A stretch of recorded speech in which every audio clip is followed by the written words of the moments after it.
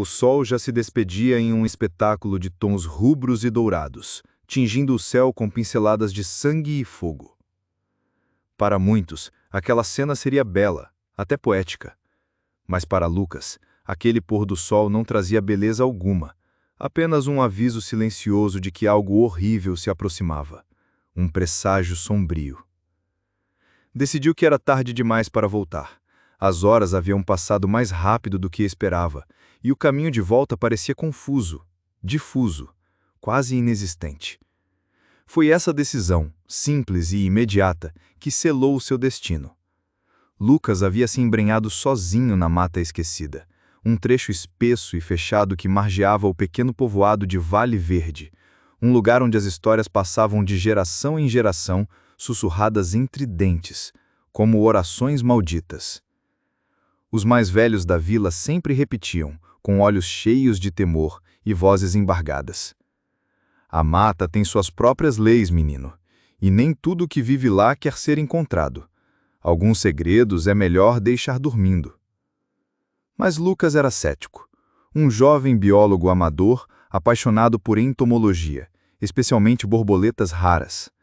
Seu desejo era encontrar uma subespécie lendária, um espécime dourado de asas negras, que, segundo boatos, havia sido visto apenas uma vez por um eremita que enlouqueceu pouco depois.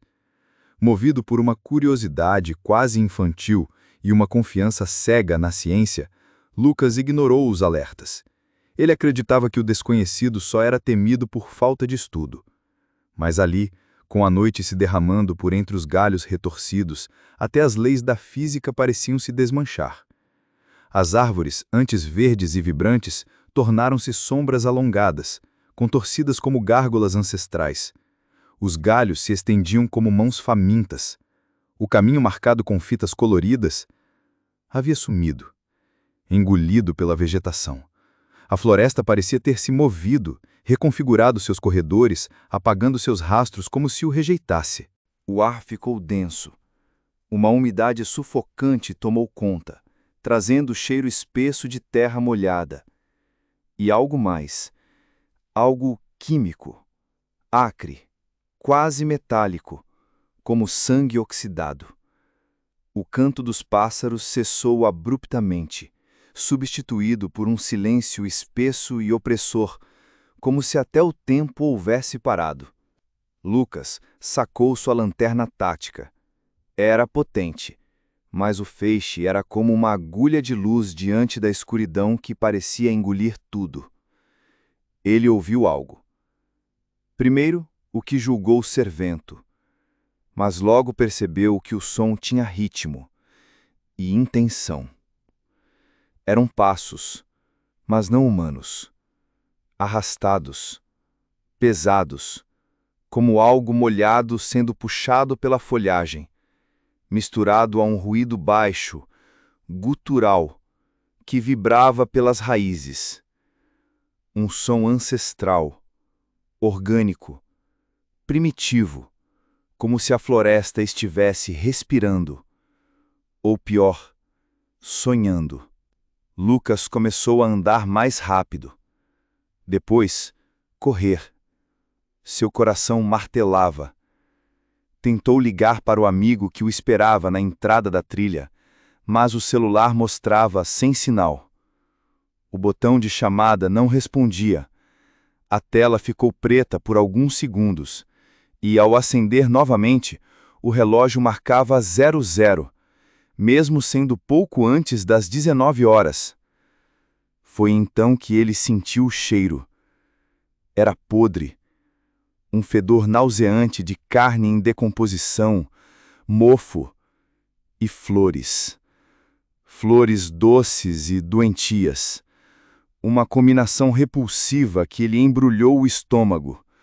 Tossiu, cambaleou e caiu.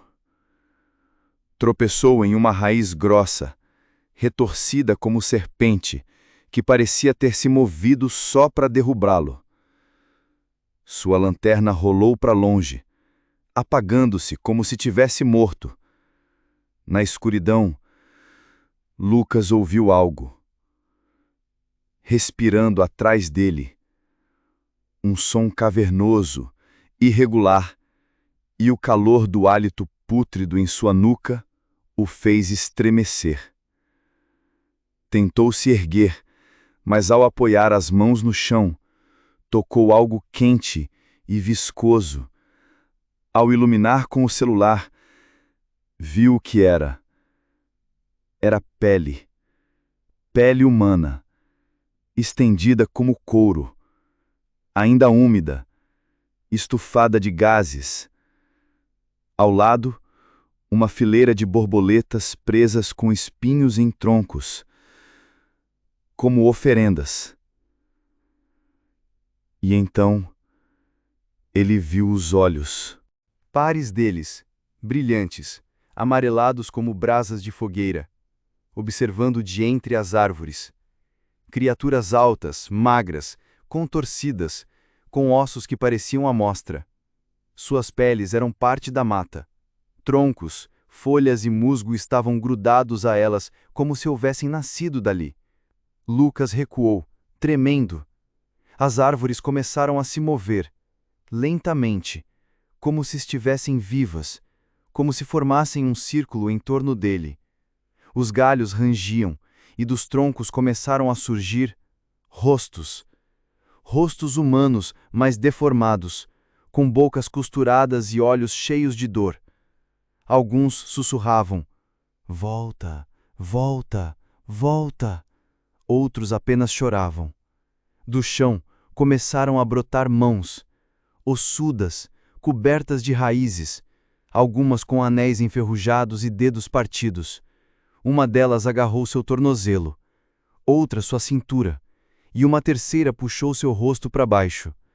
Ele tentou gritar, mas sua garganta parecia costurada por dentro. Apenas um gemido rouco saiu. Então ouviu seu nome. Lucas.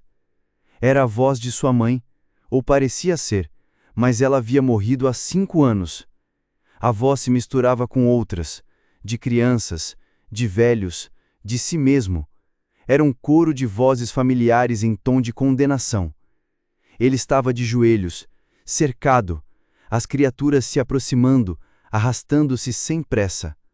Uma delas parou diante dele. Seu rosto era uma mistura de carne podre e casca de árvore. Os olhos vazios, a boca sem lábios. Ela estendeu a mão e tocou o seu peito. Uma dor lancinante explodiu dentro dele, como se algo estivesse perfurando suas costelas de dentro para fora. Lucas arqueou as costas e vomitou. Terra. Terra negra, úmida e cheia de larvas. Seus olhos se reviraram. A floresta o consumia. Quando ele finalmente desmaiou, não houve escuridão. Houve luz.